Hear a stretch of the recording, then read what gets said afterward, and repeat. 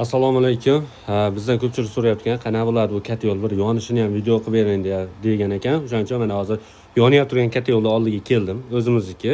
Bunga где-то 4 yilmi, 3 yil oshdi.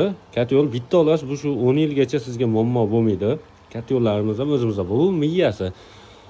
Xolagan issiq anaqasini legrovka qiladigan miyasi.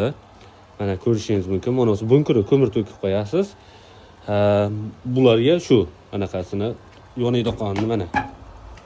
Yonishini bitta ko'rsatib qo'yaman. Ana ko'miri ham, pechkasi ham hammasi o'zimizda bor. Bu qo'yganingizdan keyin plyusini qaranglar. Sanab ketaman, plyusini eshitinglar. Uyingiz yomon bo'lmaydi. Remontingiz chotki turadi. Bolalar kasal bo'lmaydi ortiqcha. Bitta gradusda turadi. Hali nima deydi? O'tin soat pechka ertamatan Apple'ga bos, uni problemalar unutasiz. Turbo olish, boshqa narsa, hali oqish, shamolda tutash, hammasini unutasiz.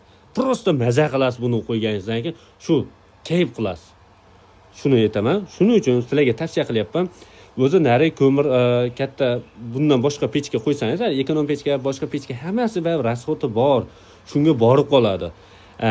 Ortqizib shundan bitta qo'yib qo'ysalaring zo'r bo'ladi. Maslahatim bitta mana bir yil 26 da gazini qo'shib ishlab tursa ekan, uyingizni bitta tipli palmaga batareyaga moslab olasiz.